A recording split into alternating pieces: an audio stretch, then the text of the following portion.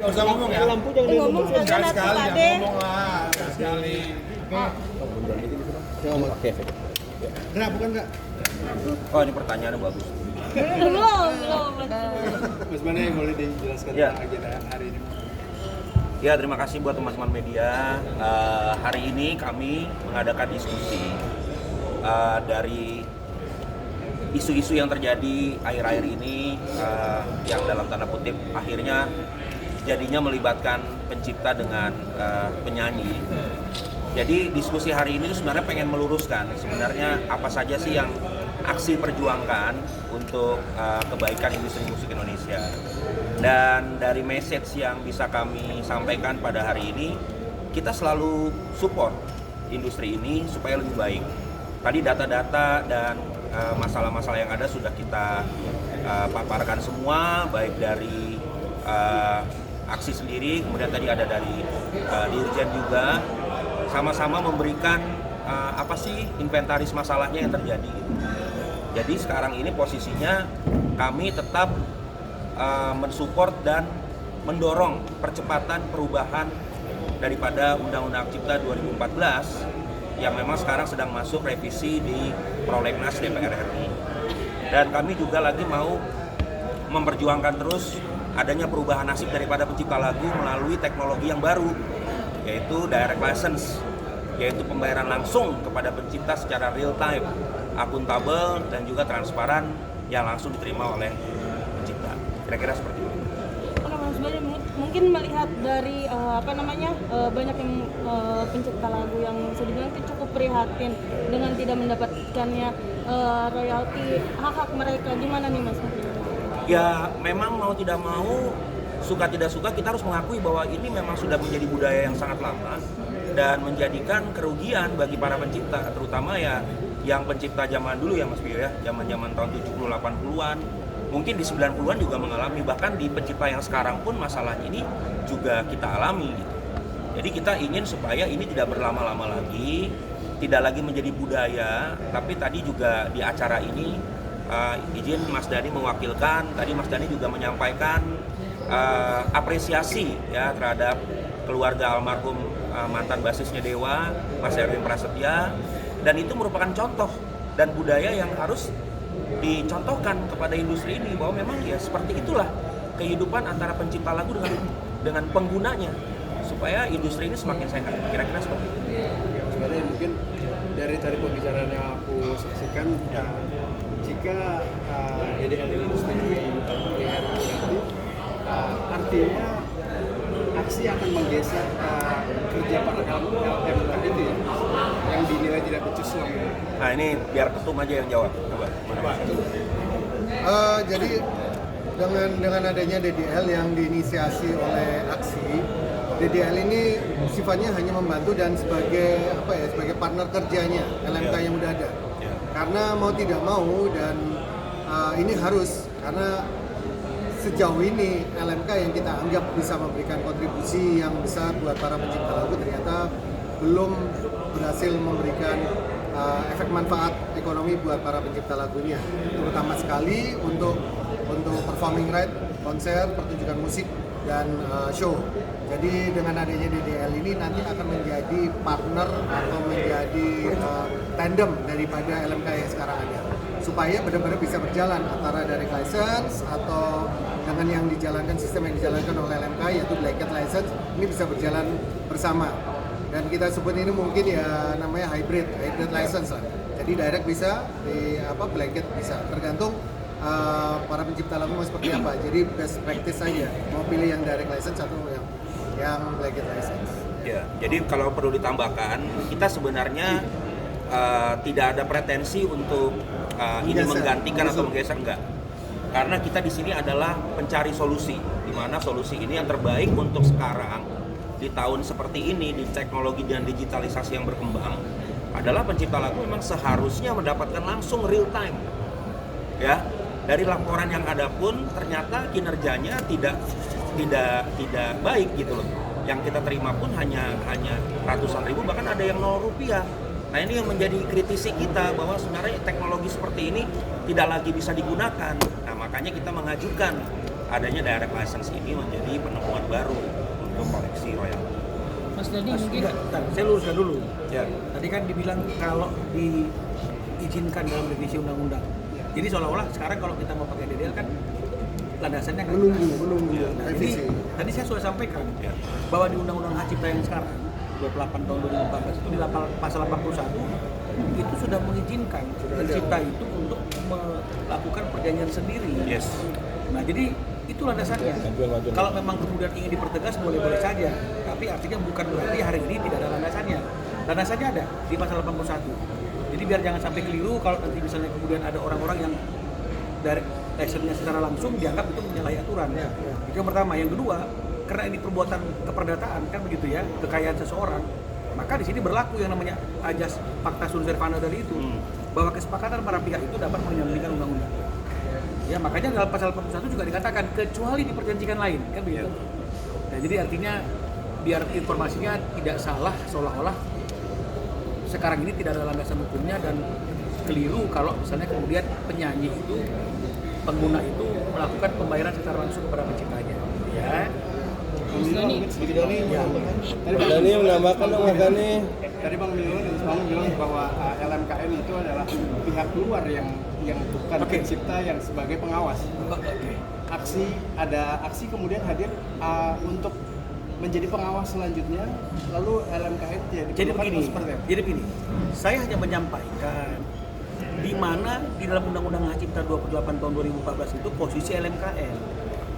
Karena di Undang-Undang 28 tahun 2014 itu tidak ada bicara tentang LMKN. Yang ada itu adalah LMK. Fungsi LMK juga jelas, ya, memungut dan kemudian mengelola dan mendistribusikan. Landasan dia bekerja juga adalah kuasa daripada pencipta yang menitipkan karyanya kepada LMK tersebut, kan begitu. Nah, LMK ini di mana posisinya di undang-undang? Nah, betul, ada munculnya di PP 56, tapi kan lucu, undang-undangnya nggak bunyi, kok PP bunyi tentang LMKN. Apalagi dia melakukan katanya pengawasan terhadap LMK. Otoritasnya dia dari mana? Negara yang memberikan, loh. Tapi kan lucu, yang ngawasi LMK kan harusnya adalah orang yang menitipkan karyanya kepada LMK, bukan orang lain yang ikut mengawasi. Kalau bikin regulasi boleh pemerintah, tapi kalau ikut mengawasi kan sebenarnya kan itu adalah kewenangan daripada pencipta. Kok kepada LMKN? Itu yang tadi saya pertanyakan, kan begitu ya. Karena kalau tidak nanti akan terjadi tumpang tindih. LMK lapor ke LMKN loh. LMKN nggak dapat kuasa loh dari pencipta. Dia hanya ada karena PP 56 mengawasi LMK. Oh, boleh-boleh saja dia mengawasi LMK, tapi kan artinya apapun yang dia lakukan itu tidak boleh melebihi kewenangan yang ada dan melekat kepada pencipta sebagai pemilik kekayaan intelektual tersebut. Ke depan aksi akan menjadi pengawas itu sendiri, bukan sebagai Saat ini aksi step by step ya, kita akan lakukan langkah-langkah advokasi juga, dan juga kita juga akan melakukan percepatan untuk pengusulan digital direct licensing. Nah, kedepannya kita mau menjadi pengawas, apa lembaga manajemen kolektif dan lain-lain, itu akan kita bahas secara paralel. Ya, karena mau nggak mau ketika anggota sudah banyak, program sudah berjalan, kami juga pengen untuk anggota kami aman di dalam koleksi distribusi royalti tersebut. Nah, perlu saya sampaikan juga bahwa perlu digarisbawahi, pencipta lagu itu tidak pernah bekerja sama atau menguasakan pengelolaan karya ciptanya kepada LMKN. LMKN ya. Ya, ini harus dicatat nih ya, jangan sampai salah nih beritanya nih. Kami tidak pernah menguasakan pengelolaan itu kepada LMKN, tapi kami menguasakan kepada LMK. Ya, nah kalau ada atribusi penguasaan itu, nah itu berarti ada satu missing link ya yang terjadi ketika pencipta lagu tidak dilibatkan. Nah ini yang menjadi core of problemnya, yang menjadi masalahnya ini seperti ini, bahwa pengelolaan itu tidak dikuasakan kepada LMKN. Dan perlu digarisbawahi juga teman-teman bahwa LMK ini hanya sebagai pengelola, bukan pengambil keputusan lagu itu bisa digunakan atau tidak. Beda ya. Lagu Separuh Nafas itu ada penciptanya, lagu Bila Rasakunya Rasamu ada penciptanya, Sesuatu Yang Tertunda ada penciptanya. Jadi penciptanya bukan LMK, bukan LMKN. Pencipta itu setiap orang yang ada hak moralnya yang ada dalam lagu tersebut. Nah itu beda konteksnya. Nah itu yang perlu saya sampaikan supaya tidak terjadi misunderstanding dalam pemahaman. Pak De, akhirnya beraksi nih. terkait adanya isu soal royalti dan Enggak Pade. Pak De sikat. Kamera betul. Ya intinya kita on the right track, Ya. on the right track untuk menuju pada optimalisasi tata kelola pertunjukan musik. Ya. Mas, dengan kemunculan adanya polemik kan muncul dengan visi penyanyi-penyanyi, mungkin tanggapan Mas Dari seperti apa? Apakah ini jadi tandingan Mas? Wah, Enggak lah. Oke ada Pak. sebagian yang menganggap begitu, ada sebagian yang tidak. Jadi begini, banyak juga anggota-anggota visi yang sudah saya telepon pribadi-pribadi. Saya lihat dari 30 penyanyi ya, yang bela aku cuma satu lah, Once Michael. Nggak ada yang bela. Saya mau ketawa saya. Kenapa ketawa? Jadi visi itu nggak ada yang bela Agnes kecuali Once Michael. Jadi saya udah telepon Rosa misalnya ya, Cak, seandainya kamu ditelepon sama pengarang lagu Yovie Widianto, misalnya Yovie Widianto telepon Ocha, Cak, gue pengen ketemu dong mau ngomongin hak ekonomi gue, lu terima nggak? Ya terima lah mas, gitu. Saya telepon Raisa, seandainya di Lestari telepon kamu pengen ngomongin hak ekonomi ini, kamu terima nggak teleponnya? Kamu temuin nggak? Ya temuin dong mas, gitu. Jadi kebanyakan penyanyi tidak setuju dengan cara-cara Agnes tidak menemui, kok kenapa? Pas. Ini sebenarnya saya nggak ngarang-ngarang bang. Bener. Boleh diklarifikasi ke Ini bukan etika dan adab soalnya. ya. Jadi rata-rata semua penyanyi itu nggak ada yang seperti Agnes. Rata-rata kalau telepon sama pengarang lagunya pasti ditemuin. Ini kan yang jadi masalah, yang jadi lebar peristiwanya kan hanya gara-gara Agnes tidak menghargai pencipta lagunya, gitu. Bahkan tidak menganggap teman lagi. Coba dikutip itu dari We are not friends. We are not friends. Jadi kemudian ya. Bayangin nanti kasihan loh. Ari biasa nonton Deddy Corbuzier tuh sampai matanya mengalir ke kaca-kaca, nggak dianggap teman. Pade, tapi dari adanya Tadi kan udah menjawab soal visi ya. adanya istilah tersebut, bahkan Pade sempat posting salah satu unggahan untuk sindiran kepada Agnes juga, atau seperti apa sih ini Pade? Jadi Yang terkait begini, otak itu. saya sebagai anggota legislatif harus memberikan edukasi yang baik terhadap warga negara Indonesia, bahwa apa yang dilakukan Agnes ini, dialektikanya maupun adabnya kepada para pencipta ini tidak baik, tidak boleh ditiru oleh penyanyi yang baru atau junior-juniornya. Bagaimana memanusiakan pengarang lagu itu seperti apa, jadi saya harus memberikan pendapat saya soal itu. Kalau pendapat soal hukum saya nggak ikut-ikut. Pendapat soal hukum dia kan udah divonis sama hakim gitu. Apalagi katanya sekarang laporan ke pidananya udah diproses di Barreskrim. Jadi saya nggak ngomongin soal hukum. Buat apa? Kan udah ada pengadilan.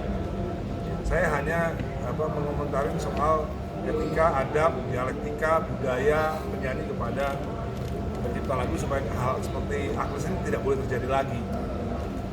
Tapi melihat setelah adanya podcast Agnes dengan Deddy Corbuzier juga belum ada itikat baik sampai sekarang ke Mas Ari sendiri. Ya nggak apa-apa, itu kan pilihan hidupnya kan. Bukan pilihan hidupnya. Cuman kita juga harus memberikan edukasi kepada masyarakat bahwa apa yang dilakukan Agnes dengan tidak menganggap atau tidak memanusiakan pengarang lagu itu adalah hal yang buruk, tidak sesuai dengan pendidikan moral Pancasila yang selama ini kita pelajari. Kalau dari Bang Milano gimana nih Bang Milano? Apalagi kan sekarang kan Agnes sendiri kan kabarnya dipanggil juga ke Barreskrim untuk dalam kasus pidana. Gimana nih Bang? Iya, memang kan artinya kita kan sebelum mengajukan gugatan kan yang pertama kali kita lakukan adalah kan laporan kepolisian. Ya. Jadi memang sudah seharusnya dan sepantasnya penyidik menindaklanjuti proses hukumnya, dan karena Agnes sudah ada di Indonesia, ya jangan hanya bertemu dengan fans dan podcast, ya datang juga lah ke Barreskrim untuk memenuhi kewajibannya sebagai warga negara Indonesia yang baik, memberikan keterangan sesuai dengan laporan yang dilaporkan oleh Ari Dias. Jadi kita lihat aja hasilnya, karena penyidik berjanji kepada kami kan minggu ini kan berakhirnya di hari ini, hari Jumat kan begitu, karena besok kan bukan hari kerja. Jadi tadi teman-teman media sudah menginformasikan lagi menunggu di Bareskrim. Ya kita lihat saja hasilnya, apakah dia taat untuk memenuhi panggilan pihak kepolisian memberikan keterangan hari ini atau mungkin menundanya. Nah, jadi semoga hukum itu tidak tidak membeda-bedakan, tidak mendiskriminasi kan gitu. Mau siapapun dia, nama besar sekalipun, kalau memang sudah melanggar aturan ya wajib untuk bertanggung jawab dan diperiksa oleh pihak penyidik. Tapi ini mungkin pemanggilan yang pertama kali atau sebelumnya sudah pernah dipanggil sih Bang? Sebelumnya sudah pernah dipanggil ya, tapi karena alasan yang bersangkutan tidak ada di Indonesia mungkin sampainya panggilan tidak sampai. Tapi sekarang kan ini artinya dia sudah ada di Indonesia dan sesuai dengan informasi yang didapat oleh penyidik ya minggu ini ya kita berharap hari ini dia datang dan dia memenuhi kewajibannya untuk memberikan keterangan sebagai terlapor. Bang, terkait dari Tio, kalau regulasinya berjalan lancar, kira-kira lebih besar mana 2% dari tiket tapi dibayar di akhir atau 10% untuk pencipta lagu?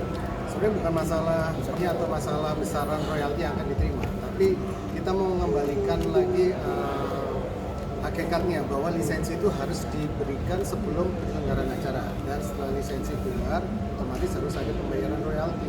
Mereka ke arah situnya. Jadi jangan karena besarannya yang 2% itu lebih sedikit, hitung-hitungannya daripada yang 10% dari honor artis, bukan seperti itu. Tapi kita mau kembalikan hakikatnya, prinsipnya adalah bahwa lisensi itu harus diberikan oleh pencipta lagu kepada penggunanya, yaitu penyanyi. Karena selama ini kayak dikaburkan, kayak dihilangkan bahwa tanggung jawab meminta lisensi atau izin itu kepada ibu atau penyelenggara. Padahal bukan. Padahal di dalam undang-undang cipta itu jelas disebutkan bahwa pengguna, correct me if I'm wrong, ya, adalah pengguna. Nah, pengguna itu siapa? Pengguna itu sampai kita Google aja, sampai kita tanya ke AI aja, pengguna itu adalah penyanyi. Jadi udah jelas bahwa undang-undang hak cipta ini sebenarnya melindungi pencipta lagu, melindungi karya cipta, dan juga pasti akan melindungi ekosistem para pencipta lagu kita. Jadi sudah jelas sebenarnya. Jadi bukan masalah besarannya, tapi pada lisensi itu harus diberikan sebelum penyelenggaraan acara. Oke. Bang, Ya, mau aman. kasih benar nggak sih dari Agnes sendiri mau kasasi Bang? Naik kasasi. Sudah kasasi. Kasasi sudah dilakukan tanggal 12 Februari kemarin ya. Cuma artinya itu memori kasasinya belum sampai ke kami, sehingga kami belum bisa membuat bantahan atau kontra memori kasasi. Kalau kasasinya sudah. Oke Pak Ade, mungkin terakhir Pak Ade nih, apalagi Pak Ade kan yang lebih speak up nih atas kasus ini, mungkin seperti apa nih Pak Ade? Tadi kan saya udah ngomong. Itu lagi Pak Ade, mungkin pesan untuk Agnes juga nih Pak Ade. Orang udah gede kok kasih pesan. Ya kali Pak Ade. Kalau pesan nasi goreng gitu ya Pak. Agnes pernah WA Itu udah benar. Saya minta dukungan pada siapa saja.